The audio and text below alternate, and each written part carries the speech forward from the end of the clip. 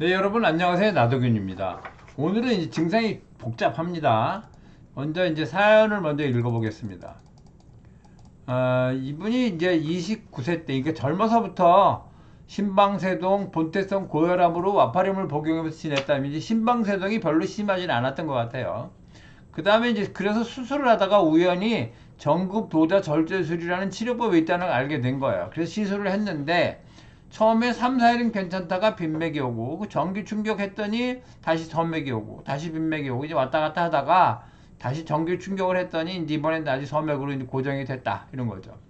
코다론이라는 약을 먹으면서 지낸다. 코다론은 이제 맥박을 느리게 하는 약이에요. 이제 부정맥은 많이 좋아졌다고 하는데 이게 리듬이 많이 복구됐는데 맥이 약하다. 이게 맥이 너무 느린 거예요. 이렇게 느리면 기운이 없거든요. 평상시 36회 운동하면 이제 40번 좀 넘고 그렇다는 거지. 그렇다고 뭐 답답한 건 없는데 앉았다 일어났다 하면 일어나면 약간 띵하다. 이거는 이제 조금 기립성 저혈압이 있는 거고요. 그래서 이제 실내 자전거 같은 운동을 하니까 이제 평지에 걷는 건 별 문제가 없는데 언덕은 쪽은 힘이 딸려요. 이게 맥박이 너무 느리면 힘이 딸리거든요. 그래서 이제 언덕 같은 거 힘들고 보폭을 좀 줄여야 되고 그런 거죠. 그래서 홀터 검사를 했는데 보니까 잘 때는 이제 30번까지 떨어진다. 그게 너무 낮은 거거든요. 그래서 활동을 해보면 뭐 45번 정도 되니까 이제 심장 박동 조절을 잘못 어떻겠냐 달아라 이런 거죠. 근데 이제 나이도 어린데 그런 걸 하려니까 좀 답답하고 짜증나고 솔직히 그런 거죠.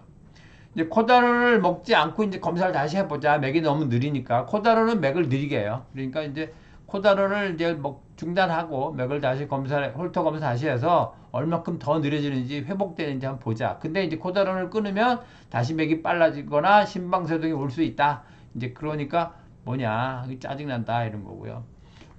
더군다나 뭐 한약이나 이런 거 먹지 말라니까 그것도 그렇고 양한방 약을 동시에 먹으면 뭐 간이 나빠지지 않나 부작용 없나 이런 걱정도 되고 예전에 제가 이제 우리 아버지도 맥이 한 30몇 번까지 떨어진 적이 그런 적이 있어서 잘 어지럽고 그러셔서 이제 한약 써갖고 괜찮아진 적이 있거든요. 그런 동영상을 올린 적이 있는데 아마 그것이 보신 것 같아요. 그러니까 이분이 이제 본태성 고혈압이 있고 심방세동, 전극도자 절제술 했고 빈맥 소맥이 그대로 나타나고 전기 충격 치료도 했고 기립성 저혈압도 있고 박동 조절기도 하라고 권유를 받았다 이런 거죠. 복잡합니다. 전기 충격 치료는 심장이 전기 장치인데 그걸 리셋 시켜주는 거예요. 껐다 키는 것 같은 거죠. 일단 멈췄다가 다시 이제 하는 거죠.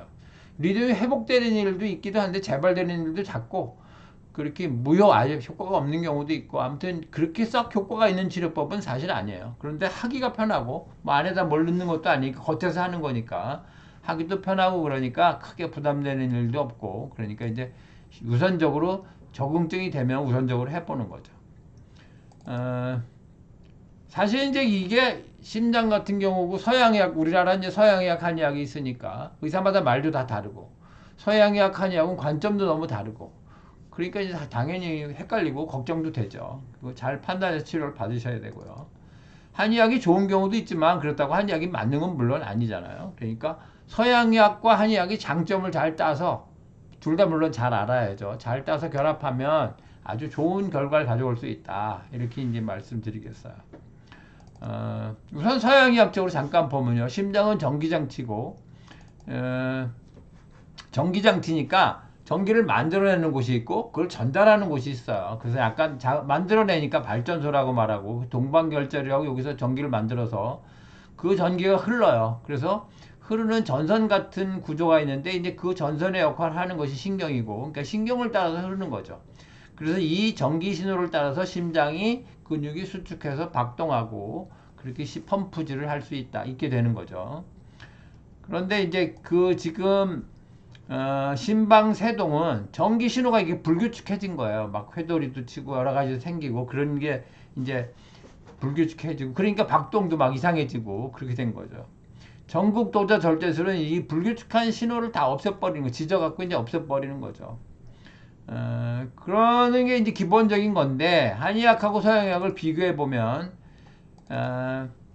서양의학 적으로 심장은 이런 구조를 말하는 거고 한의학은 이제 심기와 심혈로 되어 있는데 이 구조가 심혈이 서양의학적인 심장이 한의학으로는 심혈에 해당하고 심혈이라고 이름 짓고 그 다음에 심기라는 것이 또 있다. 이런 건 말씀드렸고요. 그럼 심방세동은 뭐냐? 일종의 노화다. 이런 거죠. 그 노화는 노화가 빨리 왔으니까 퇴행이고, 퇴행이라는 건 쉽게 얘기하면 낡은 거다. 그런데 이제 한의학적으로 보면 낡은 거는, 이건 이제 심장은 한의학으로 심혈이니까 이 심혈이 낡은 것이 있는데, 낡았는데 그 원인이 심기가 소모돼서 낡은 거다 이거죠. 그러니까 서양의학적으로 보면 노화는 뭐 멈출 수도 되돌릴 수도 없으니까 원인 치료가 불가능하고, 한의학적으로 보면은 이 낡은 것이 기가 소모된 거니까 기를 보충해주고 기를 치료하면 어느 정도 원인 치료가 된다, 되돌릴 수 있다, 이렇게 말할 수 있는 거죠. 근데 이분이 지금 전국도자 절제술 했는데 잘 안 된 거는 그게 너무 많이 낡은 거예요. 그래서 이렇게 저렇게 해도 잘 복구가 안 되니까, 그러면 차라리 이제 전국 심장 박동을 조절해주는, 그러니까 그거는 전기 신호를 일정하게 만들어주는 장치예요. 그래서 그것이 전기 신호를 보내주면 그것에 의해서 이제 심장이 뛰는 거니까 아주 뭐 굉장한 장치인 거죠. 과학기술의 발달에 힘입은 좋은 장치이긴 한 거죠.